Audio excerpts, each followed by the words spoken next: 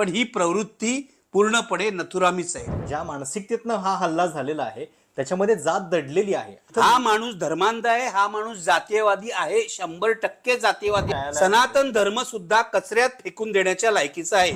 तेव्हा मला असं वाटतं भूषण गवई हे मोदी सरकारला नकोच आहेत. रासव संघाच्या 100 वर्षाची जी वाटचाल आहे ती विषवृक्षाची वाटचाल आहे. हे सगळे या परमात्म्याचे दलाल झालेले आहेत. पंतप्रधानांपासून संग्राम जगताप पर्यंत सगळे. म्हणजे एकेकाळी हे देवेंद्र फडणवीस विरोधी पक्षात असताना तळमळीने बोलायचे, अभ्यासू होते, सगळ्यांवर त्यांनी गारुड केलं होतं. या माणसाला झालंय काय? माझं म्हणणं आहे हे पत्रकार सुद्धा ना मेलेले आहेत. पत्रकारिता मेलेली आहे या देशात. देशाच्या सरन्यायाधीशांवर भर कोर्टरूम मध्ये चप्पल फेकीचा प्रयत्न होतो आणि त्याच्यानंतर एक सगळी इकोसिस्टीम जी आहे ती या हल्लेखोरानं जणू काही क्रांतिकारी कृत्य केलेलं आहे अशा पद्धतीनं त्याला हिरो बनवते आहे. आणि पंतप्रधान मोदी आणि इतर सगळ्या भाजपच्या नेत्यांचं याला कुठंतरी छुपं समर्थन आहे का अशा पद्धतीची परिस्थिती गेल्या 2-3 दिवसामध्ये पाहायला मिळते. अजित भारती आणि इतर जे तथाकथित सगळे पत्रकार आणि यूट्यूबर्स आहेत त्यांनी ज्या भाषेमध्ये या हल्ल्याचं समर्थन सुरू केलेलं आहे, आधीसुद्धा जी भाषा केलेली होती, त्याच्यानंतर पंजाब सरकारने याच्या संदर्भात कारवाई सुरू केलेली आहे. पण महाराष्ट्रामध्ये की ज्या महाराष्ट्राचे सरन्यायाधीश हे भूमिपुत्र आहेत तिथं मात्र कुठली हालचाल अद्याप झालेली नाही आहे.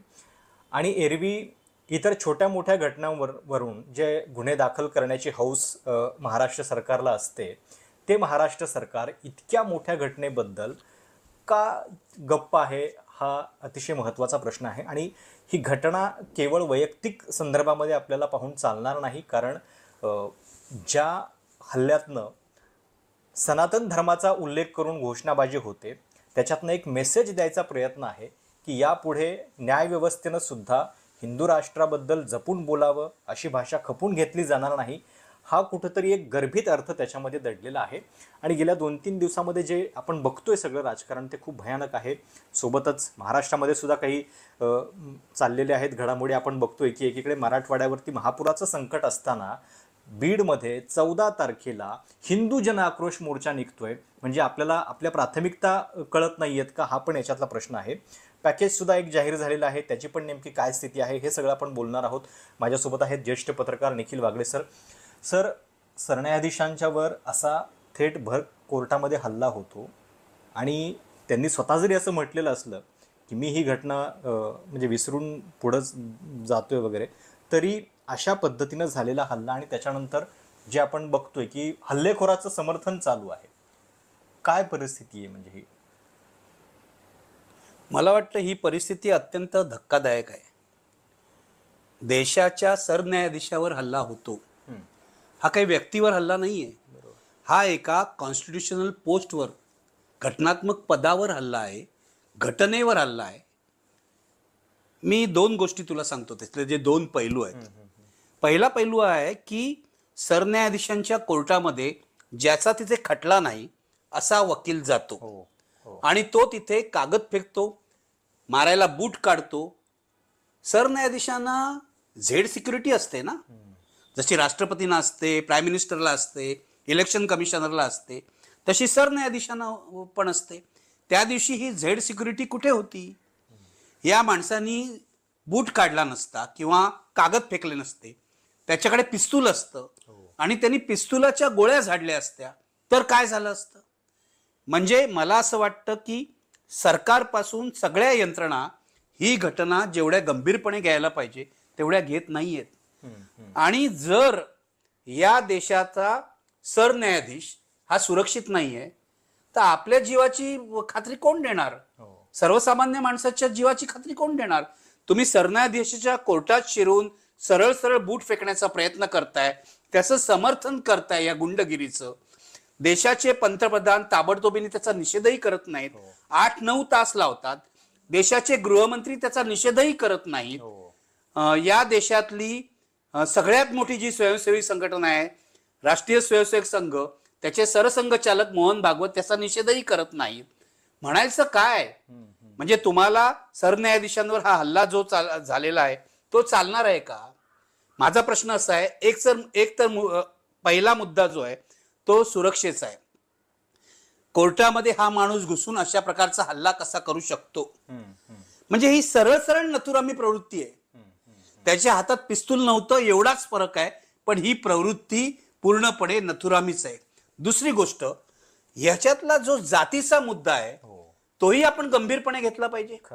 या सगळ्या लोकांच्या, म्हणजे मी नेहमी म्हणतो ब्राह्मणी प्रवृत्ती, माझा आक्षेप आहे ब्राह्मणी प्रवृत्तीला, आणि ब्राह्मणी प्रवृत्ती ही समाजातल्या सर्व थरामध्ये सर्व जातींमध्ये असू शकते हे लक्षात घ्या.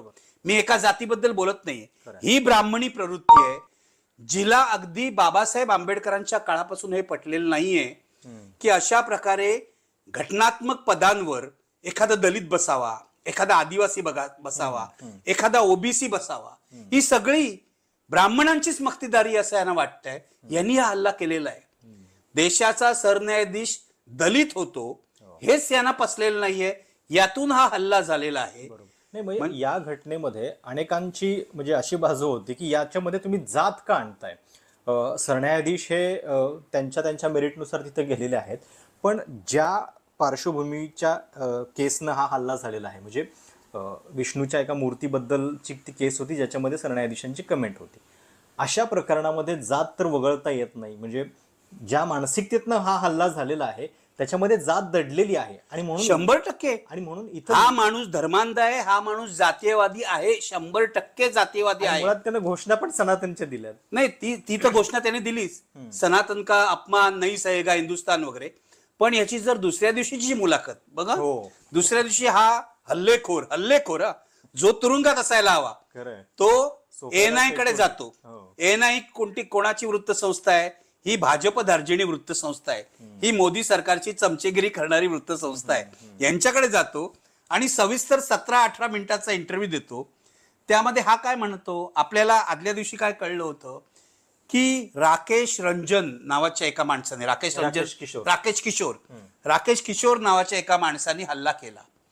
पण या माणसाचं नाव राकेश किशोर नाहीच आहे, या माणसाचं नाव राकेश तिवारी आहे. माझा मुद्दा असा आहे, हा माणूस काय सांगतोय की मी तिवारी नाहीच आहे. तो तिवारी नाव का लपवतोय? कारण आपण ब्राह्मण आहोत हे त्याला लपवायचं आहे, हे लक्षात घ्या. आणि त्या प्रतिक्रियेमध्ये पण जाणून बुजून असं सांगत होता की मी ही दलित असू शकतो, मी दलित असू शकतो. अरे तू असू शकतो याला काय अर्थ आहे? गंमत आहे का? म्हणजे या देशामध्ये दलितांना जे काही सहन करावं लागलंय, इतके वर्ष छळणूक सहन करावी लागली आहे, तुम्ही म्हणता मीही दलित असू शकतो. एक तर तो स्वतःचं ब्राह्मण नाव लपवतोय, त्यानंतर हल्ला का केला तर तू जे प्रकरण बोललास विष्णूचं, आपण स्पष्टपणे बोलूया की हे विष्णूचं प्रकरण काय होतं. हे खजुराहो मंदिरातल्या एका विष्णूच्या मूर्तीविषयी होतं. बरोबर, 7 फुटांची ही विष्णूची मूर्ती जी आहे ती भग्नावस्थेत आहे, ती रिस्टोर करा म्हणून एक पिटिशन आला. हे आपले चीफ जस्टिस जे आहेत म्हणजे सरन्यायाधीश भूषण गवई, हे त्या पिटिशनरला सांगत होते की हे ASIचं प्रकरण आहे. बरोबर, आर्किओलॉजिकल सर्व्हे ऑफ इंडिया, पुरातत्व खात्याच्या अंडर प्रकरण आहे. तेव्हा तुम्ही ते तिकडे घेऊन जा. त्यावर तो पिटिशनरचा वकील जो आहे तो आर्ग्यू करत होता, वाद घालत होता. तेव्हा ते म्हणाले मग तुम्ही तुमच्या देवालाच विचारा, त्यांच्याकडेच जाऊन प्रार्थना करा. यामध्ये गैर काय आहे? याच्यामध्ये अपमान काय झालाय? The market's buzzing, prospects are everywhere, and then the fate of a lifetime appears. But wait, no. त्यांच्याकडेच जाऊन प्रार्थना करा. यामध्ये गैर काय आहे? याच्यामध्ये अपमान काय झालाय? एक तर हे जे अशा प्रकारचे पिटिशन्स करतात ते सरन्यायाधीशांच्या लक्षात आलं की ते पब्लिक इंटरेस्ट लिटिगेशन नसून पब्लिसिटी इंटरेस्ट लिटिगेशन आहे. हे केवळ प्रसिद्धीच्या सोसापायी करतात. त्यानंतर तुमचंच सरकार आहे ना हिंदुत्ववाद्यांचं, मोदी सरकार. तुम्ही म्हणता आमचं सरकार आहे, मग मोदी सरकारच्या अंडरच येतं ना ASI. त्यांना सांगा ना जाऊन विष्णूची मूर्ती जी आहे भग्नावस्थेमध्ये आहे ती रिस्टोअर करा. कोर्टात जायची गरज काय आहे? म्हणजे इतके भंपक आहे ते हिंदुत्ववादी, कोर्टात जायची गरज काय आहे? मोदींना जाऊन सांगा खजुराहो मध्ये असं झालंय, ASI ला सांगा, तुमचंच सरकार आहे, तुमचंच खातं आहे, करतील ते. पण कोर्टात येऊन नुसते तमाशे करायचे त्यांना. आणि हा जो राकेश तिवारी आहे, किती बामणी मनोवृत्ती याची बघा. हा म्हणतो की भूषण गवई जे आहेत त्यांनी मुस्लिम हा शब्द नाही वापरला, एका विशिष्ट समाजाला फेवर करतात. बुलडोझर चा जो जस्टिस आहे जे आदित्यनाथ मुसलमानांच्या घरावर बुलडोझर चालवत आहेत, त्याला त्यांनी मलेशियाला जाऊन विरोध केला. आंतरराष्ट्रीय परिषदेत विरोध केला. त्यानंतर काय नुपूर तिवारी म्हणून भाजपची जी प्रवक्ती आहे तिच्या विरुद्ध जी केस आली त्यामध्ये हे म्हणाले की या नुपूर तिवारीनी वातावरण बिघडवलं. शर्मा, हा नुपूर शर्मा, माफ कर, नुपूर शर्मा वातावरण बिघडवलं तिने असं भूषण गवई म्हणाले. त्यानंतर कुठेतरी रेल्वेची जमीन हरदोई का कुठेतरी तर ती मुसलमानांनी बळकावली असं यांचं म्हणणं आहे या तिवारी मंडळींचं. तर त्या केसमध्ये मुसलमानांच्या बाजूने हे निर्णय घेत होते वगैरे वगैरे असं तो मुलाखतीत सांगतोय. म्हणजे सरन्यायाधीशांवरचा ह्याचा राग जो आहे तो काही एका प्रकरणाविषयीचा नाहीये. बरोबर. हा गेल्या अनेक दिवसात साचलेला राग आहे. पहिला राग आहे की एक दलित माणूस या देशाचा चीफ जस्टिस झाला, हा राग आहे, हे लक्षात घे. यांना दलितांनी, आदिवासींनी, ओबीसी सगळ्या लोकांनी या पदांवरच बसायला नको आहे. माझं तर म्हणणं आहे केवळ हा हल्ला सरन्यायाधीशांवर नाहीये, भूषण गवईंवर नाहीये, व्यक्तीवर नाहीये. हा हल्ला भाजप सोबत काम करणाऱ्या सर्व ओबीसी, दलित, आदिवासी अशा लोकांवर आहे. त्यांना हा इशारा आहे की तुम्ही सावध व्हा. एक दलित सरन्यायाधीश झाला तर अशा प्रकारचं हे काहीतरी करतायत. भारताच्या इतिहासामध्ये, स्वतंत्र भारताच्या इतिहासामध्ये माझ्या मते एक हल्ला झाला होता सरन्यायाधीशांवर. तो क्रिमिनल हल्ला होता 1967-68 साली हिदायतुल्ला सरन्यायाधीश असताना हल्ला झाला होता. त्यानंतर हा हल्ला झालेला आहे. हा हल्ला पूर्ण जातीयवादी आणि धर्मांध आहे.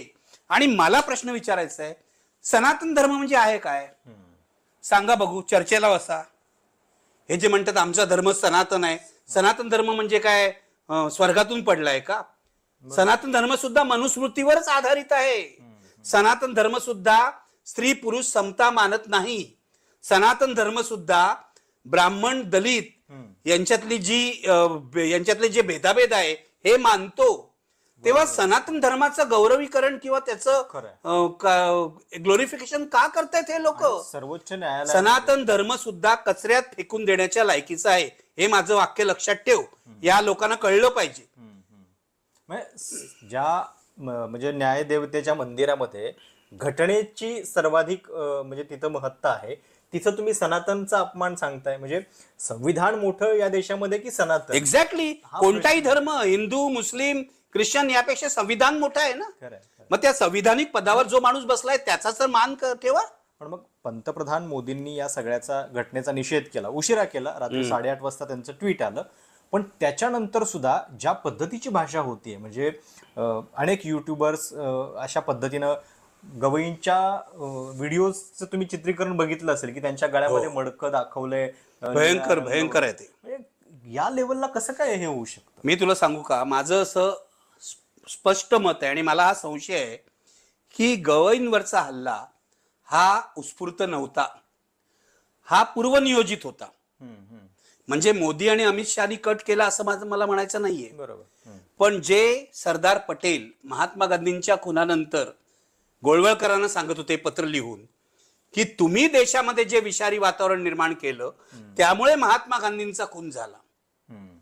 या सगळ्या मंडळींनी, स्वतःला सनातनी म्हणवणाऱ्या, स्वतःला हिंदुत्ववादी म्हणवणाऱ्या या सगळ्या मंडळींनी, संघ परिवाराने देशामध्ये जे अत्यंत विषारी वातावरण निर्माण केलेलं आहे त्याचा परिणाम म्हणून हा मुख्य न्यायाधीशांवर, सरन्यायाधीशांवर हल्ला झालेला आहे. आणि मी तुला सांगतो मी का म्हणतो हा पूर्वनियोजित कट आहे. याचं कारण विष्णूच्या प्रकरणातली जी केस आहे ही 16 सप्टेंबरला कोर्टामध्ये आली. बरोबर आहे. 16 सप्टेंबरला सरन्यायाधीशांनी कॉमेंट केली जी काय करायची ते मगाशी मी सांगितलं. त्यानंतर दुसऱ्या दिवशी सोशल मीडियावर त्यांच्या विरोधात मोठी मोहीम चालू करण्यात आली या सगळ्या राईट विंगर्स तर्फे. त्यावेळेला सरन्यायाधीशांनी खुलासाही केला मी कोणत्याही धर्माच्या विरुद्ध नाही. सॉलिसिटर जनरल त्यांना सर्टिफिकेट देत होते की 10 वर्षापासून मी तुम्हाला ओळखतो वगैरे. नाही, आणि ते तसे मवाळ आहेत, ते कोणत्या धर्माविरुद्ध बोलायला जातील अशी परिस्थिती नाही. खरं तर खूप धर्म इतके उपद्व्याप करतायत की त्यांच्या विरुद्ध बोलायची गरज आहे या सगळ्या लोकांनी, पण ते बोलत नाहीत. डॉक्टर बाबासाहेब आंबेडकर असते तर नक्की बोलले असते. ते हिंदू धर्माविरुद्ध अतिशय परखडपणे बोललेले आहेत. आणि हिंदू राष्ट्र जर आलं या देशामध्ये तर काय वाटोळं होणार आहे हेही बोलले. पण मुद्दा आहे की 16 तारखेपासून 16 सप्टेंबर पासून ही मोहीम सुरू झाली. काय मोहीम होती? Impeach CJI, hashtag impeach CJI ही मोहीम सुरू झाली. याच्यामध्ये काही युट्यूबर्स, काही मोदींचे भक्त, काही ट्रोल्स हे सातत्याने या सरन्यायाधीशांविरुद्ध लिहित होते. आणि मोहीम किती दिवस चालली? 16 सप्टेंबर पासून हल्ला झाला 6 तारखेला. म्हणजे जवळजवळ 16 आणि 6 22 दिवस ही मोहीम सातत्याने चालवली गेली. हल्ला झाल्यानंतर सुद्धा काही लोकांनी तो हल्ला कसा योग्य आहे समर्थन केलं. भास्कर राव म्हणून बीजेपीचे नेते आहेत, माजी पोलीस अधिकारी आहेत कर्नाटकातले, बंगलोरमधले, त्यांनी समर्थन केलं. मला सांगा ना, म्हणजे भाजपचे नेते, भाजपचे प्रवक्ते समर्थन करतायत आणि जे आरोपी आहेत ते स्पष्ट दिसत आहेत. म्हणजे मी तर व्हिडिओ केला होता, तूही केलास मला वाटतं. अजित भारती नावाचा युट्यूबर आहे ज्याचे 7 लाख फॉलोअर आहे. हा सातत्याने सरन्यायाधीशांविरुद्ध लिहित होता. तो काय म्हणत होता की जे आज कोर्टामध्ये झालं, जो हल्ला झाला कोर्टामध्ये, तसाच हल्ला जर असं वागत राहिले तर रस्त्यावरही होऊ शकतो, रस्त्यावरही हल्ला होऊ शकतो. यांनी त्यानंतर टॉक शो केले आपल्या युट्यूब चॅनलवर. तिथे एक ऑफ इंडियाचा दुसरा एक माजी संपादक आला, कौशलेश राय नावाचा. तो तर आणखीनच बडबडायला लागला की कोणीतरी हिंदू वकील कोर्टामध्ये असेल तर त्यांनी सरन्यायाधीशांची मुंडी पकडली पाहिजे आणि भिंतीवर आपटून 2 तुकडे केले पाहिजेत. पुढे तो म्हणतो की सरन्यायाधीशांच्या तोंडावर तुकलं तर काय शिक्षा होणार आहे? जास्तीत जास्त 6 महिन्याची शिक्षा होणार आहे. अरे लाज नाही वाटत का तुम्हाला हे असं बोलायला? हा तुमचा हिंदू धर्म आहे? माझं तर म्हणणं आहे, हिंदू धर्म जे मानतात ना, हिंदू धर्माविषयी ज्यांना आस्था आहे आणि जे सांगतात की सहिष्णुतेचा धर्म आहे, त्या लोकांनी या लोकांना धर्माबाहेर काढलं पाहिजे. आपला धर्म बदनाम होतोय म्हणून. हा, एक्झॅक्टली. म्हणजे ही मोहीम चालवली त्यांनी पद्धतशीर. एक प्रयत्न चालू आहे की सगळ्या न्यायव्यवस्थेला मेसेज द्यायचा आहे ह्यांना की मुळात आता ही जी परिस्थिती निर्माण झालेली आहे त्याला एक प्रकारे न्यायालय पण जबाबदार आहे की वेळोवेळी जर त्यांनी कठोर भूमिका घेतल्या असत्या, नीट म्हणजे इतकी लवचिकता दाखवली नसती तर कदाचित असा समाज आपल्याला बघायला मिळाला नसता, यांची इतकी हिंमत झाली नसती. दुसरं, सगळी जी व्यवस्था मौन आहे. एरवी छोट्या छोट्या ठिकाणी काही कुणी बोललं की इकडचे पोलीस दुसऱ्या कोपऱ्यामध्ये जाऊन देशाच्या गुन्हे दाखल करतात. आसाम पोलिसांना दिल्लीतल्या पत्रकारांना पकडायला वेळ आहे गुन्हे दाखल करायला. तर इथं मात्र सगळे शांत आहेत, कारण एक मेसेज द्यायचा आहे. एक भीती जर तयार होत असेल तर ती हवी आहे त्यांना. अगदी बरोबर आहे. माझं म्हणणं आहे की पहिलं कर्तव्य होतं महाराष्ट्र सरकारचं, इथल्या फडणवीस सरकारचं, की भूषण गवई हे सरन्यायाधीश आहे, हा महाराष्ट्राचा पुत्र आहे. महाराष्ट्राला अभिमान वाटायला पाहिजे की डॉक्टर आंबेडकरांचा एक अनुयायी सरन्यायाधीश झालेला आहे आणि त्याचा अपमान झाल्यावर महाराष्ट्र पोलिसांनी यांच्यावर खटले दाखल करायला पाहिजेत. पण फडणवीस यांनी काहीच केलं नाही. मोदींचं निषेधाचं ट्विट आल्यानंतर फडणवीसांचं ट्विट आलं. बाकी कोणी भाजप नेत्यांनी काही ट्विट वगैरे केलेले नाहीत. माझं म्हणणं आहे की भाजप नेत्यांना आनंदच झाला, कारण हे बुलडोजर जस्टिस विषयी बोलत होते, हे सिव्हिल राईट्सच्या व्हायोलेशन विषयी बोलत होते. तेव्हा मला असं वाटतं भूषण गवई हे मोदी सरकारला नकोच आहेत. आणि न्यायालयाची चूक जे म्हणालास तू, ती कुठे आहे मी तुला सांगतो. ती बाबरी मशिदीपासून सुरू झालेली आहे. बाबरी मशिदीच्या घुमटावर 1992 साली 6 डिसेंबरला चढून याने जो विध्वंस केला ते क्रिमिनल कृत्य आहे, गुन्हेगारी स्वरूपाचं कृत्य असं सुप्रीम कोर्ट म्हटलंय.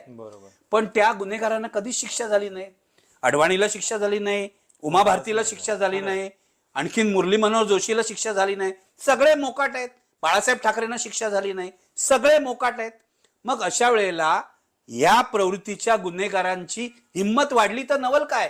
काल ते बाबरी मशिदीच्या घुमटावर चढत होते, आज ते न्यायालयात आले आणि सरन्यायाधीशांवर हल्ला करण्याचा प्रयत्न केला. असा हा प्रवास आहे हे लक्षात घे. आणि जो अपप्रचार झाला तो तर यांची संस्कृतीच आहे संघाची. म्हणजे माझं तर असं म्हणणं आहे की संघाला आता 100 वर्ष होत आहे, शताब्दी होत आहेत, म्हणून मीडिया सगळं आरत्या ओवाळत आहे संघावर. संघाविषयीचे मोठमोठे लेख येत आहेत, ते तुम्ही छापा, पण एक काहीतरी क्रिटिकल अनालिसिस थांबा. एक क्रिटिकल अनालिसिस छापा. एकाही संपादकाने क्रिटिकल अनालिसिस संघाचं या काळात केलेलं नाही. माझं तर म्हणणं आहे रासव संघाच्या 100 वर्षाची जी वाटचाल आहे ती विषवृक्षाची वाटचाल आहे. आणि त्या विषवृक्षाला आलेली ही फळं आहेत सगळी. सरन्यायाधीशांवरचा हल्ला त्याच फळातलं एक फळ आहे हे लक्षात घ्या. कारण तुम्ही कधी बोलणारच नाही ना RSS विरुद्ध. मीडिया गप्प राहणार. बाबरी मशिदीच्या वेळेला सुद्धा मीडिया काही फारसं बोलला नाही. त्यानंतर सुप्रीम कोर्टाने जे जजमेंट दिलं या सगळ्या बाबरी मशीद आणि राम जन्मभूमीच्या प्रकरणात, ते जजमेंट सुद्धा कायद्याच्या कक्षेबाहेरच आहे. केवळ श्रद्धेचा विचार करून दिलेला आहे. हे आता चंद्रचूड सांगतायत. म्हणजे आपल्याला हे माहिती आहे. म्हणजे केवळ या देशामध्ये हिंदू बहुसंख्या आहेत, त्यांच्या श्रद्धेचा विचार करून त्यांच्या बाजूनी हे जजमेंट दिलेलं आहे. तर अशामुळे या सगळ्या बदमाश हिंदुत्ववाद्यांची हिंमत वाढलेली आहे. आताही माझं असं म्हणणं आहे की जरी भूषण गवईंनी ते बुद्धाचे अनुयायी आहेत त्यामुळे ते क्षमाशील झाले आणि त्यांनी त्या तिवारीला माफ केलं, व्यक्तिगतरित्या माफ केलं. त्यांच्या बाजूला उज्ज्वल भुयान दुसरे न्यायाधीश जे बसले होते ते म्हणाले मला हे मान्य नाही, या माणसावर कारवाई व्हायला पाहिजे. बरोबर. माझं काय म्हणणं आहे, भूषण गवईंनी व्यक्तिगतरित्या माफ केलं ना, सरकार म्हणून काही कर्तव्य आहे की नाही मोदी सरकारचं? या माणसाच्या मुसक्या बांधा आणि ताबडतोब जेलमध्ये टाका. याच्या विरुद्ध SC/ST ऍक्ट लावा ना, अॅट्रॉसिटी ऍक्ट. दलित न्यायाधीश आहे, त्याच्यावर हल्ला केलेला आहे, ताबडतोब SC/ST अॅट्रॉसिटी ऍक्ट लागू होतो याला. हे सरकारचं कर्तव्य नाहीये, हे पोलिसांचं कर्तव्य नाहीये.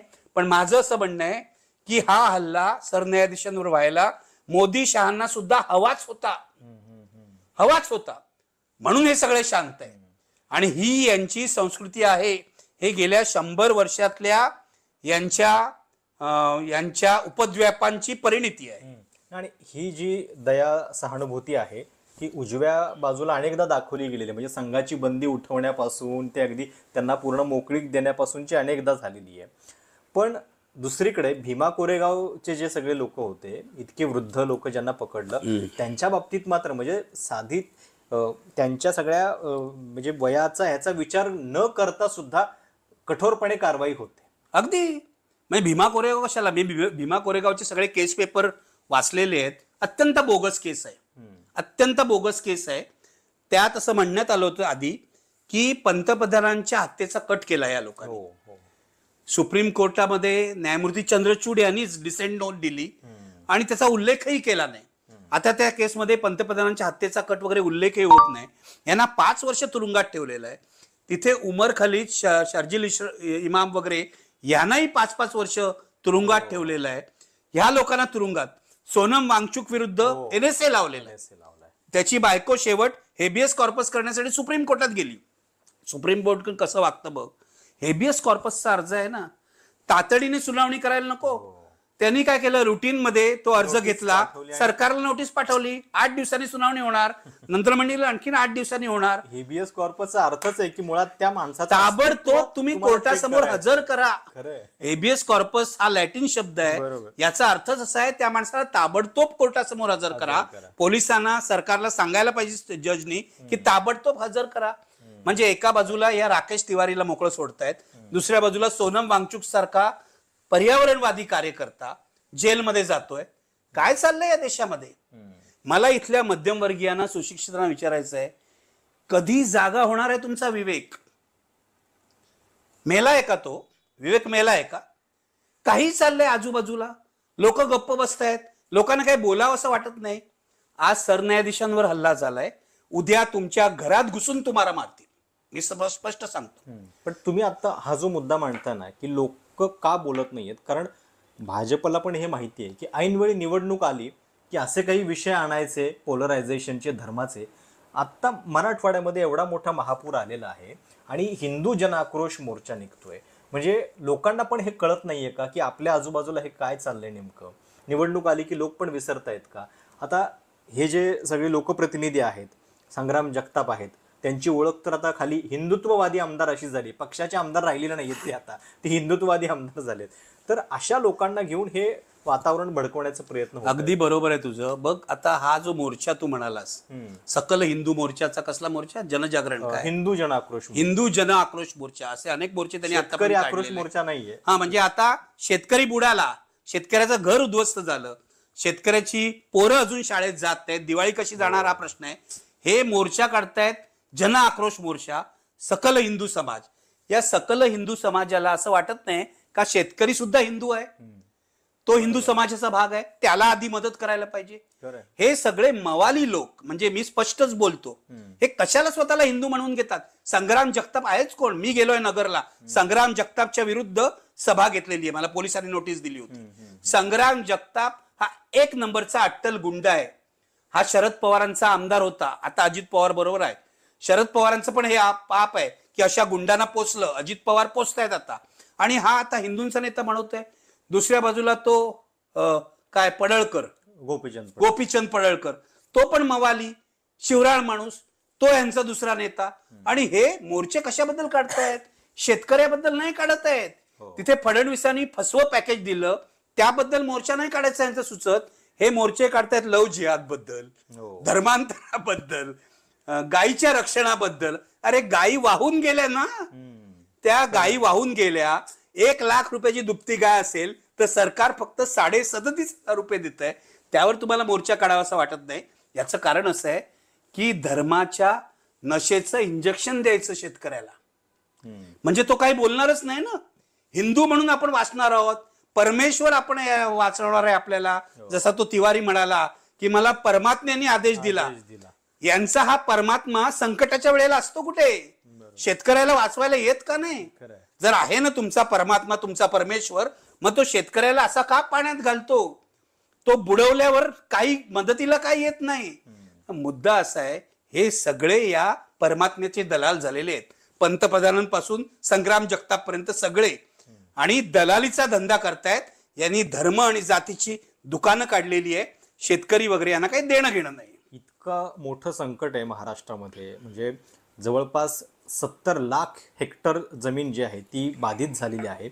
अशा वेळी म्हणजे आपण निवडणुकीमध्ये सतत ऐकत होतो डबल इंजिन सरकार. मग डबल इंजिन सरकार असताना मदत तातडीनं आणि भरीव का होत नाहीये? तर आता पत्रकार परिषद घेऊन दावा केला गेला की ऐतिहासिक मदत आहे, 31,000 कोटींचं अभूतपूर्व आहे. आणि याच्या आधी म्हणजे पंजाब आणि कर्नाटक पेक्षा सुद्धा आमचं जास्त आहे असं त्यांनी सांगितलं. पण प्रत्यक्षात आता कळतंय, म्हणजे बरेच लोक सांगतात, अजित नवले सांगतायत, इतर अनेक शेतकरी नेते सांगतात, काही पत्रकार अभ्यासू ते पण सांगतायत. ही फसवेगिरी कशी काय इतक्या ढळढळीत? हे बघ, मला तर खरंच मी तुला सांगतो, हे सगळं पाहून ना हताश व्हायला हवं. म्हणजे एकेकाळी हे देवेंद्र फडणवीस विरोधी पक्षात असताना तळमळीने बोलायचे, अभ्यासू होते, सगळ्यांवर त्यांनी गारुड केलं होतं. या माणसाला झालंय काय? शेतकरी दिसतोय, म्हणजे तू आता म्हणालास की 69 लाख हेक्टर गेली. आणि ती किती पैकी गेली मी तुला सांगतो. 1,40,40,00,000 हेक्टर पैकी 69 लाख हेक्टर जमीन गेली पाण्यात. टक्केवारीमध्ये बघितलं 40% जमीन गेली. महाराष्ट्रातली पिकं गेली, जमीन खरडून गेली, माती वाहून गेली. हे एवढं सगळं भयंकर संकट आहे. हे अभूतपूर्व असं संकट आहे. फडणवीसांना काहीच वाटत नाही, त्यांना मन नाही, त्यांना विवेकबुद्धी नाही, कारण राजकारणामध्ये सगळं सडलं. मला असं वाटतं ज्या देवाची हे प्रार्थना करतात तो देव यांना काही बुद्धी देत नाही. याचं कारण एवढं सगळं झाल्यावर तुम्ही सगळे रिसोर्सेस वापरून शेतकऱ्याला मदत करायला हवी होती. आणि किती मागणी होती? आमचं हेक्टरला 50,000 रुपये प्रोडक्शन आहे. प्रोडक्शन व्हॅल्यू 50,000 रुपये, साधारण 58,000 रुपये सोयाबीन, 60,000 रुपये कापूस, असं अजित नवले सांगतात. त्यामुळे 50,000 रुपये पंजाब सरकार प्रमाणे द्या. पंजाब सरकार जर देऊ शकतं 50,000 रुपये हेक्टर शेतकऱ्याला, तर फडणवीस देऊ शकत नाही. याचं कारण मी सांगतो का देऊ शकत नाही. कारण मुळात भाजप हा बामण बनियांचा पक्ष आहे. त्याला शेतकऱ्याविषयी, कष्टकऱ्याविषयी, दलितांविषयी, आदिवासींविषयी काहीही देणं घेणं नाही. फडणवीस शेतकरी गेलाय पाण्यात आणि विमानतळाची उद्घाटन करतायत. अरे थांबू द्या ना विमानतळ. माझं म्हणणं इन्फ्रास्ट्रक्चरची गरज आहे, विमानतळाची गरज आहे, पण तुम्ही नाटकं काय करता की पंतप्रधान यायच्या आदल्या दिवशी तुम्ही पॅकेज जाहीर करता. 31,000 कोटीचं पॅकेज अभूतपूर्व. मुळामध्ये मग अजित नवलेंनी उलगडून दाखवलं की हे 6,500 कोटीचंच पॅकेज आहे. विम्याचे वगैरे पण पैसे, हा सगळं. बीबीसीवर श्रीकांत बंगाळेंनी सुद्धा आता व्हिडिओ केलेला आहे. 6,500 कोटीच दिलेले आहेत. किती मोठी फसवणूक आहे. म्हणजे मला असं वाटतं, म्हणजे हे सगळं बघून मला अस्वस्थ व्हायला होतं. आणि आपण जरी अहिंसक माणसं असलो तरी शेतकऱ्यांनी बंड करून उठायला नको? मला सांग ना, अरे तुम्हाला मारून टाकतात हे लोक, पाण्यात जात आहेत, शेती गेली.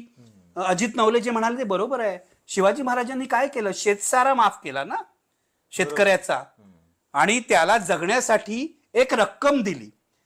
माझं म्हणणं आहे फडणवीसांनी काय दिलं?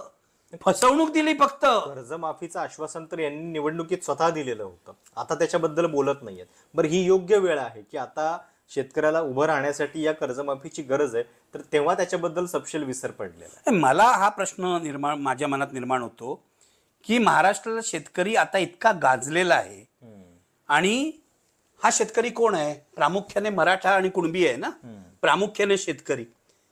शेतमजूर वगैरे वेगळे, त्यांचा आपण आता विचारच करत नाहीये. त्यांचा विचार करायला पाहिजे, जो अजिबातच होत नाहीये.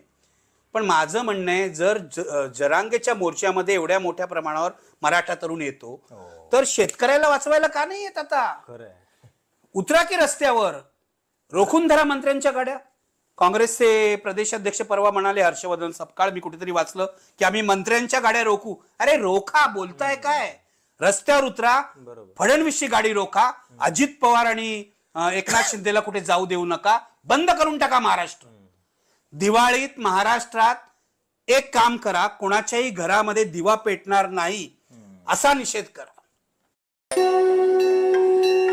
नेहा जो बनारस में पली बड़ी, सरकारी टीचर बनने का है सपना, लेकिन बनारस छोड़कर नहीं जाना. महाराष्ट्रात एक काम करा, कोणाच्याही घरामध्ये दिवा पेटणार नाही असा निषेध करा. जोपर्यंत मदत मिळत नाही शेतकऱ्याला, ह्यांना विकून मदत दिली तरी चालेल. मी तुला खरंच सांगतो, इतका संताप येतो ही फसवणूक बघून. 31,000 कोटीच्या ऐवजी 6,500 कोटी देता तुम्ही, आणि लोकांना सांगता अभूतपूर्व पॅकेज आहे. अरे तुमच्यावर 420 खाली गुन्हा दाखल केला पाहिजे यांच्यावर फसवणुकीचा, की हे फसवणूक करतायत. आणि मला माझ्यामध्ये काही प्रॉब्लेम आहे का? तुला असं वाटतं का? मला इतका राग येतो तसा आहे ना, का येत नाही? प्रश्न का पडत नाही? मला खूप राग येतो. अरे तो शेतकरी, तो आपलं सगळं त्याच्यामध्ये टाकतो, वर्षाकाठी पीक घेतो, नंतर आपल्याला सगळं मिळतं. पीक जे येतं उगवून, धान्य वेगळं, ते नसेल तर आपण नाही जगू शकणार. शहरं कोलॅप्स होतील. जर सगळी शेतीची व्यवस्था कोसळली ना, तर शहरही मरून जातील. आपल्याला जर असं वाटत असेल नाही शेती मेली तरी शहरं टिकतील, असं नाही होणार आहे, लक्षात घ्या. आणि हे सगळं पाहिल्यावर तो म्हणजे आपण पाहिले ना व्हिडिओ सगळे, की त्या शेतकऱ्यांच्या बायका तळतळाट करतायत, मुलं कशी बसलेली आहेत. आणि मग हे जे पत्रकार आहेत, मी बघितलं 1-2 पत्रकार पाण्यात वगैरे उतरले. हे काय शोबाजी आहे? तुम्हाला शेतकऱ्याला न्याय द्यायचा आहे ना, बोंबला ना. बरोबर. फडणवीस कसा फसवतो हे सांगा ना. ते तुम्ही सांगणार नाही, कारण तुमचं अंबानीचं चॅनल आहे, तुमच्यावर दबाव येईल. सांगा ना फडणवीस कसा फसवतोय. मग तुम्हाला पाकिटं मिळणार नाहीत फडणवीस करून दिवाळीला. दर दिवाळीला वाटतात ना फडणवीस पाकिटं, ती मिळणार नाहीत पत्रकारांना. माझं म्हणणं आहे, हे पत्रकार सुद्धा ना मेलेले आहेत, पत्रकारिता मेलेली आहे या देशातली. बेसिक जरी प्रश्न पडला, जर सरकार एखादं पॅकेज जाहीर करते तर त्याच्यातली आकडेवारी नेमकी काय आहे, कुठून कुठून हा पैसा सांगतायत ते एवढं जरी शोधलं तरी ते म्हणजे लोकांना कळेल. पण तसं न करता जे सरकार सांगतंय ते खरं मानून लोकांना. मी खरंच सांगतो, म्हणजे माफ कर मला, की तुम्ही पीक विम्याचे पैसे सुद्धा ह्याच्यात पकडता. पीक विम्याचा हप्ता शेतकरीच देतो ना, ते पैसे सुद्धा या पॅकेज मध्ये पकडता. म्हणजे किती फसवणूक. हे इतके लबाड लोक आहेत. मी तुला सांगतो, हे असंच चाललं ना तर या देशामध्ये सुद्धा नेपाळ सारखं होणार किंवा बांगलादेश सारखं होणार. हे लिहून घ्या माझ्याकडनं. मला नेहमी बीजेपीचे लोक धमकी देतात की तुम्हाला पेटवायचं आहे. मला नाही पेटवायचं आहे, तुमच्या कर्मानी पेटणार आहे सगळं. एका बीजेपीच्या आमदाराला मारला ना मध्यंतरी, मग हे पेटणारच आहे असं. कारण तुम्ही जर शेतकऱ्याला उपाशी ठेवलात तर त्याच्या उपाशी पोटातला राग एक दिवस तुमच्या विरुद्ध बंड करून उठणार आहे. हे तुम्ही लक्षातच घ्या. हे यांना कळत नाहीये. यांना वाटतं आपण निवडणुका जिंकतो. मला सांग, बिहारमध्ये 10-10 हजार रुपये दिले प्रत्येक महिलेला, बरोबर आहे? 75 लाख महिलांना देत आहेत. म्हणजे किती 1000 कोटी दिले बघ. कारण बिहारमध्ये निवडणूक आहे. पण अमित शहा आणि मोदी महाराष्ट्राला देत नाही आहेत, याचं कारण महाराष्ट्रात निवडणूक नाही आहे. तुम्हाला मारलं त्यांनी फाट्यावर. तुमच्याकडे निवडणूक नाही, तुमची तर मतं आम्ही खरेदी करू शकतो, आम्ही लबाडीने वोट चोरी करू शकतो, आम्ही निवडणूक जिंकू शकतो, कशाला द्या महाराष्ट्रातल्या शेतकऱ्याला. या इतक्या महाराष्ट्रातल्या शेतकऱ्याचा घोर अपमान मी बघितलेला नाहीये, तो कोणी केला नाही. 2007 साली मनमोहन सिंग यांनी कर्जमाफी केली होती, बरोबर आहे ना, 70,000 कोटीची. तेव्हा शरद पवार कृषी मंत्री होते. त्यानंतर आजपर्यंत 18 वर्षात कर्जमाफी झालेली नाही. आता शेतकऱ्याला खरी गरज ही कर्जमाफीचीच आहे. माझं फडणवीसांना सांगणं आहे, तुम्ही स्वतःला विका पण शेतकऱ्याला कर्जमाफी द्या, नाहीतर राजीनामे द्या आणि चालते वा, बघू सरकारचं काय करायचं. हा आमचा पैसा, ही आमची तिजोरी आहे. त्या सगळ्या लाडकी बहीण वगैरे ज्या लाचखोरीच्या योजना आहेत त्या बंद करा. तुमचे प्रोजेक्ट जे आहेत ना सगळे, कसले मार्ग, हायवेज वगैरे काढतायत, शक्तीपीठ मार्ग आणि कसली मेट्रो, 4 वर्ष लेट होईल, आणखीन काय होईल, पण शेतकरी जगला पाहिजे. सगळे प्रोजेक्ट हॉल्टवर ठेवा, पण शेतकरी जगला पाहिजे. पण ते हॉल्टवर ठेवणार नाहीत. का माहितीये? कारण ह्याच प्रोजेक्टच्या कंत्राटातून यांच्या पक्षाला पैसा मिळत असतो. अगदी तिथं अजिबात उशीर होत नाही. तिथे उशीर होत नाही, शेतकऱ्याला पैसे द्यायला उशीर होईल. बंड व्हायला पाहिजे, मला तर स्पष्ट वाटतं. इतके जुलुमशाही माजलेली आहे ना की बंडच व्हायला पाहिजे. ते बंड का होत नाहीये, जनता इतकी का मोडून गेलीये, हे आश्चर्य वाटतं मला. विरोधी पक्ष पण याच्यामध्ये स्वस्त आहेत. मग विरोधी पक्ष सुद्धा काय म्हणतात, बुलचट आहेत. उद्धव ठाकरे भाषणं करतात, त्यांना वाटतं नुसतं भाषणं करणं म्हणजे काय, बाळासाहेब ठाकरे होतो का आपण. आंदोलन करा ना, कसला तरी हंबरडा मोर्चा काढलाय म्हणे शिवसेनेनी, पण मोर्चा सुद्धा एक औपचारिकता झालेली आहे. मला सांगता जेल भरो करा ना. उद्धव ठाकरेंनी आमरण उपोषण करावं, घ्यावं बाजूला शरद पवारांना आणि तिसरे कोणी असतील त्यांच्या आघाडीतले, त्यांना करा आमरण उपोषणाला. जोपर्यंत महाराष्ट्रातल्या शेतकऱ्याला कर्जमाफी मिळत नाही तोपर्यंत आम्ही आमरण उपोषण करतो. करणार आहेत का? स्वतःचा जीव पणाला लावणारे विरोधी पक्ष पाहिजेत. हे कसले, हे सगळे दलाली करणारे, हप्ते घेणारे आणि बाहेर विरोधाची भाषा करायची आणि अँटी चेंबर मध्ये जाऊन या सरकारशी संगनमत करायचं, असा अर्धा विरोधी पक्ष आहे. कसा शेतकऱ्यांनी तरी विश्वास ठेवायचा? आणि काहीतरी नाटकं करतात, आम्ही शेतकऱ्याच्या बांधावर गेलो वगैरे. काही नाही, बांधावर वगैरे जाऊ नका, काही गरज नाही. शेतकऱ्याला कर्जमाफी मिळवून द्या, त्यासाठी तुम्ही मेलात तरी हरकत नाही. पण म्हणजे आता शेवटाकडे येताना आपण सुरुवात सरन्यायाधीशांच्या विषयापासून केलेली होती, की तिथं आपल्याला दिसते की कशा पद्धतीनं ही उच्चवर्णीयांची मानसिकता इतक्या खुलेपणानं सरकारच्या आशीर्वादानं द्वेष भडकवते आणि ते खपवून घेतलं जातंय. आणि मग आता आपण महाराष्ट्रातली ही सगळी परिस्थिती बघतोय. या सगळ्या वातावरणामध्ये नेमकं आता तुम्हाला काय दिसते आणि लोकांनी कुठल्या गोष्टींबद्दल सजग राहिलं पाहिजे असं तुम्हाला वाटतं? नाही, तू जे म्हणालास ना की द्वेष पसरवतायत, हीच यांची नीती आहे. आणि मी जे सांगतोय सतत राष्ट्रीय स्वयंसेवक संघाविषयी, राष्ट्रीय स्वयंसेवक संघाच्या 100 वर्षाच्या इतिहासात 1925 ते 2025 यांनी प्रामुख्याने द्वेष पसरवण्याचं काम केलेलं आहे. त्यासाठी कुजबूज मोहीम वापरलेली आहे.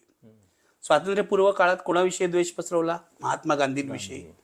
त्या द्वेषातून गांधींवर 4 हल्ले झाले. त्यातल्या काही हल्ल्यामध्ये नथुरामच सामील होता. फायनली नथुरामनी त्यांना गोळी मारली आणि नथुरामनी महात्मा गांधींना गोळी मारल्यावर त्या महात्मा गांधींच्या खुनाला हे लोक वध म्हणत होते. वध हा शब्द इतका आक्षेपार्ह आहे. रावण वध असं म्हणतात, खरं म्हणजे रावणाचा सुद्धा वध नाही, कारण रावणाला दक्षिणेकडे पुजतात. म्हणजे खलनायकाचा वध होतो. तर महात्मा गांधींचा वध झालाय असं गेले अनेक वर्ष हे लोक बोलत होते, हे RSS वाले. महात्मा गांधी जिवंत असताना गांधीजींची किती बदनामी केली, कशावरूनही बदनामी केली. गांधीजी त्या आपल्या नातींना बरोबर घेऊन जायचे, त्याच्यावरून बदनामी केली. गांधीजी पाकिस्तानचे एजंट आहेत म्हणून बदनामी केली. 55 किती लाख रुपये पाकिस्तानला दिले म्हणून उपोषण केलं. दादांत खोटं सातत्याने गांधीजींची बदनामी केली. मी जे म्हणतो ना कुजबूज मोहीम, हे लोक समोर येऊन बोलत नाहीत. मोहन भागवत नाही म्हणणार. मोहन भागवत म्हणणार गांधीजी प्रातस्मरणीय आहे वगैरे. आपल्या मराठी हिंदीमध्ये ते अस्खलित असं बोलतात, गांधीजी प्रातस्मरणीय है, बाबा साहब भी प्रातस्मरणीय है. अरे अगर बाबा साहब और गांधीजी प्रातस्मरणीय है तो हेडगेवार कहाँ है? माझा हा प्रश्न आहे कायम. तुमच्या हेडगेवार हे नाझीवादी नेते होते. हिटलर आणि मुसोलिनी त्यांचे आदर्श होते. त्यांना हिंदू समाजाचं मिलिटरायझेशन करायचं होतं. तर मग तुम्हाला जर गांधी आंबेडकर हवा असेल तर ते सगळं सोडून द्यावं लागेल. ते तुम्ही सोडलेलं नाहीये. पण ही कुजबूज मोहीम मी सांगतोय काय, तर गांधींविरुद्ध कुजबूज मोहीम, नेहरूंविरुद्ध कुजबूज मोहीम, मग इंदिरा गांधींविरुद्ध कुजबूज मोहीम, मग काही काळ राजीव गांधींविरुद्ध कुजबूज मोहीम, मग राहुल गांधींविरुद्ध कुजबूज मोहीम एका बाजूला. दुसऱ्या बाजूला दाभोळकरांविरुद्ध कुजबूज मोहीम, पानसरेंविरुद्ध कुजबूज मोहीम, गौरी लंकेश विरुद्ध कुजबूज मोहीम. आणि ही कुजबूज मोहीम इतकी वाढवत न्यायची. आत्ता जशी भूषण गवईंविरुद्ध कुजबूज मोहीम आम्ही केली आणि इम्पिच CGI असा हॅशटॅग चालवला आणि ही मोहीम केली, तशी ही मोहीम तापवत न्यायची. मग एखाद्याच्या मनामध्ये इतकं विष निर्माण होतं की त्याचा नथुराम होतो. हे सगळे नामानिराळे. हे काय म्हणणार, नथुराम आमचा मेंबर नाही, राकेश तिवारी आमचा मेंबर नाही, संबंध नाही आमचा काय. बरोबर. अरे विष तुम्ही, वल्लभभाई पटेलांनी बरोबर ओळखलं होतं, विष तुम्हीच निर्माण केलेला आहे ना. आज जे बीडला जाऊन मोर्चा काढणार आहे संग्राम जगताप, पडळकर वगैरे, हे विष तुम्हीच निर्माण केलेलं आहे. आणि मी तुला सांगतो, केवळ तो मोर्चा नाही, महाराष्ट्रात असे असंख्य मोर्चे निघाले. तो नितेश राणे फिरतोच आहे ती द्वेषाची मशाल घेऊन सगळीकडे पेटवापेटवी करत. राहुरीमधून मला काल अश्विनी सातव पत्रकार आहे, तिचा फोन आला होता. राहुरीमधल्या गावामध्ये मुसलमानांवर अनेक दिवस बहिष्कार टाकलेला आहे. पश्चिम महाराष्ट्रातल्या अनेक गावांमध्ये मुसलमानांवर बहिष्कार टाकलेला आहे. आणि आता पुन्हा या दिवाळीला संग्राम जगतापनी आवाहन केलेलं आहे की फक्त हिंदू दुकानदारांकडून विकत घ्या. अरे काय चाललंय काय हिंदू दुकानदार, ह्या संग्राम जगतापला आधी जेलमध्ये टाकला पाहिजे. फक्त हिंदू दुकानदारांकडून विकत घ्या, हे काय आहे. म्हणजे आपल्या अनेक कामामध्ये, कपड्याच्या कामापासून ते अनेक दागिन्यांच्या कामापर्यंत मुस्लिम कलावंत सामील असतात. बरोबर. मुसलमान, ख्रिश्चन हा या देशाचा अविभाज्य घटक आहे. हा भारत देश जो आहे तो विविधतेत एकता, हेच आमचं बळ आहे, हे लक्षात घ्या. यांना हे नको आहे, यांना हिंदू राष्ट्र करायचंय. म्हणजे काय करायचंय, भारताचा हिंदू पाकिस्तान करायचा आहे, हे लक्षात घ्या. तर ही जी कुजबूज मोहीम आहे तीच त्यांनी चालवली, जी गांधीजींपासून आंबेडकरांना किती बदनाम केलं. आंबेडकरांचे पुतळे जाळले हिंदू कोड बिलच्या वेळेला. आणि खोटं लिहितात. मी सतत वाचतोय, स्वातंत्र्य संग्रामामध्ये संघाचा सहभाग होता असं मोदी म्हणाले. परवा एक पत्रकार सुद्धा, आपला मराठी पत्रकार सांगत होता, अटल बिहारी वाजपेयी सुद्धा तुरुंगात गेले होते. कुठे गेले होते? अटल बिहारी वाजपेयी RSS चे स्वयंसेवक म्हणून तुरुंगात गेले होते का? हेडगेवार संघाचे प्रमुख म्हणून तुरुंगात गेले होते का? संघ ऑफिशियली स्वातंत्र्य लढ्यात सामील होतात का? नाही. ही माणसं खोटं बोलतात. तुम्ही म्हणा ना, हिंमत पाहिजे ना, की नाही आम्ही सामील नव्हतो, आम्ही फक्त गांधींच्या कोणामध्ये सामील होतो, वातावरण निर्मितीला किंवा गोळी मारायला, काहीतरी करायला.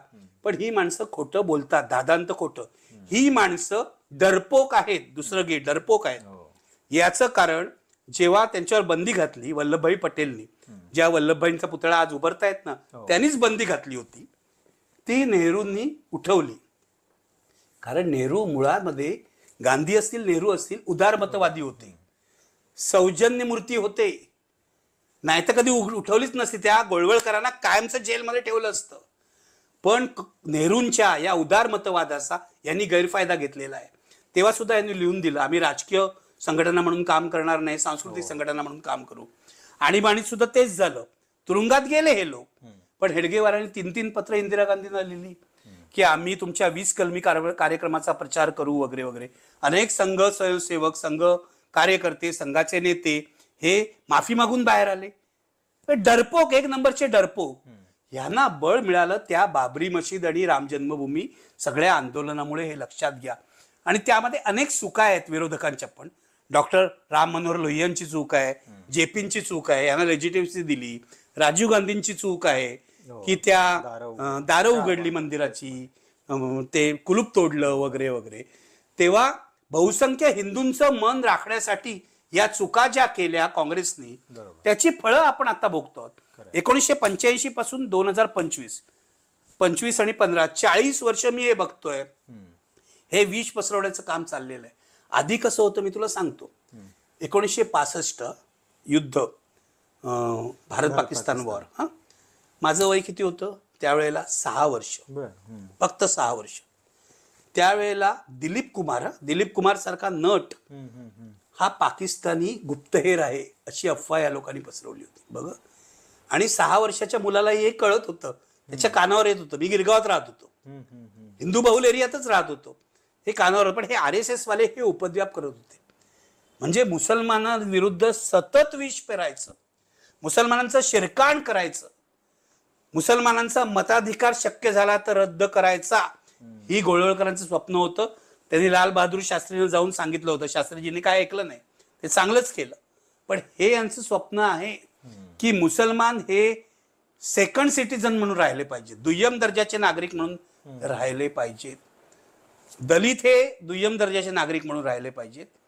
ओबीसी हे दुय्यम दर्जे. मंडल आयोगाला विरोध कोणी केला होता? ह्यांनीच केला होता ना. दिल्लीमध्ये आत्मधन ABVPच्याच मुलांनी केलं होतं ना. नंतर आले हे मंडल आयोगाला पाठिंबा द्यायला, जेव्हा राजकीय फायदे असं दिसत. माझं म्हणणं आहे, ही अत्यंत संधी साधू संघटना आहे, खोटारडी संघटना आहे, दांभिक संघटना आहे. आणि या संघटनेने जे विष निर्माण केलं त्यातूनच हा सरन्यायाधीशांवर हल्ला झालेला आहे. बरोबर. म्हणजे आता माध्यमं जी आहेत ना, ती या संघाला काय म्हणतात, उदात्तीकरण करतात, ग्लोरिफिकेशन संघाचं करतात. संघाची शिस्त कशी चांगली, शिस्त हिटलरच्या सैन्यात सुद्धा होती, शिस्त मुसोलिनीच्या पक्षात सुद्धा होती. ती तुम्हाला हवी आहे का शिस्त?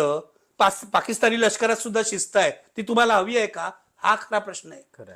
आपण मीडिया म्हणून जे करायला पाहिजे ना हा देश वाचवायला, मी तुला एक गोष्ट सांगतो. 4 लोकशाहीचे स्तंभ आहेत, बरोबर आहे? न्याय व्यवस्था काय? एक पहिलं सरकार, स्टेट, त्यानंतर न्याय व्यवस्था, लेजिस्लेचर आणि मीडिया. बरोबर. तर मीडिया नावाचा जो स्तंभ आहे आपला, आपण हे आपलं काम करत नाही आहोत. लोकशाही वाचवण्याचा कोणताही प्रयत्न करत नाही आहोत.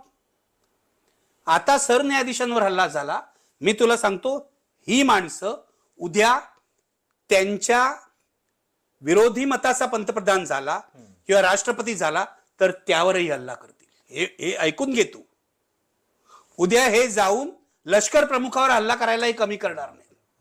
हे काहीही करू शकतात. अशी हिंमत वाढत गेली तर काय? अशी हिंमत वाढली म्हणजे ते बाबरी मशिदीपासूनच वाढलेली आहे ना. खरंय. तिथे घुमटावर चढले, आता न्यायालयात गेले, उद्या हे घराघरात घुसतील. काय होतंय बघ, आता तो कोण एक सिनेमा लागलाय मनाचे श्लोक नावाचा, त्या नावाला हे हिंदुत्ववादी विरोध करतायत थिएटरमध्ये जाऊन. मला तुला विचारायचं आहे की मला हा सिनेमा बघायचा आहे, ते त्या प्रोड्युसरला सांगते नाही नाही तुम्ही आता नाव बदला, अमुक करा. अरे सेन्सॉर बोर्ड आहे ना, सेन्सॉर बोर्डाने त्यांना सेन्सॉर सर्टिफिकेट दिलं आहे.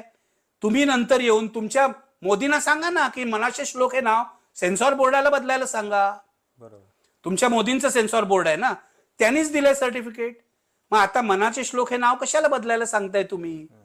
तर आणि तिथे जाऊन दादा एक 5 टाळकी असतात हिंदुत्ववादी. मला कधी कधी वाटतं ना की आपली अहिंसा फारच जास्त होते. गुंडाला अहिंसा नाही चालत यार. इथे गांधीजींचा जमाना नाही आता. आज आमचा सरन्यायाधीश सुरक्षित नाही हे लक्षात घ्या. आणि बाबासाहेब आंबेडकरांचा वारसा सांगणारा, त्यांचा अनुयायी असलेला सरन्यायाधीश सुरक्षित नसेल तर या देशातला सर्वसामान्य माणूसही सुरक्षित नाही.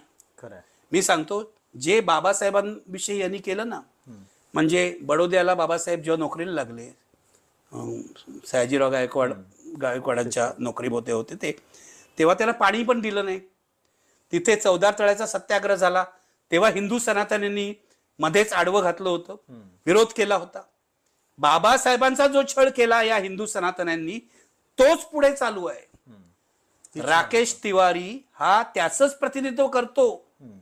आणि या सगळ्या ब्राह्मणी वृत्तीच्या लोकांना असं वाटतं की आपल्या हातात पूर्वी जी सत्ता होती ती आता परत आलेली आहे मोदींच्या रूपाने, आणि म्हणून आपण वाटेल ते करू शकतो. आपण यांना सांगायची वेळ आलेली आहे की हे चालणार नाही. हा देश सर्वांचा आहे. हा देश हिंदू, मुसलमान, ईसाई, बौद्ध सर्वांचा आहे. सर्वसमावेशक असलेला देशच आम्हाला हवा आहे. तेव्हा तुम्हाला रोखण्यासाठी आम्ही वाटेल ते करू आणि हा देश वाचवू. खरंय. आणि इतक्या वर्षांच्या समृद्ध परंपरेवरती हा देश टिकून आहे. त्याच परंपरेला अशा काही शक्ती ज्या आहेत त्या गालबोट लावण्याचा प्रयत्न करतात, पण या सगळ्याला पुरून उरणारा हा देश आहे. या एका गोष्टीवरती आपण विश्वास ठेवूयात. आणि सर जे सांगत होते की संघाची 100री आणि त्यानिमित्तानं कुजबूज यंत्रणा ज्या पद्धतीनं काम करते गेल्या अनेक वर्षांपासून, त्याचंच हे फळ आपण बघतोय की अशा पद्धतीने हे हल्ले केले जातात आणि त्याच्यासाठी आधी पार्श्वभूमी तयार केली जाते. ते करण्याचं काम काही ठराविक लोक करत असतात, जेच नंतर पुन्हा अशा पद्धतीनं सार्वजनिक जीवनामध्ये मात्र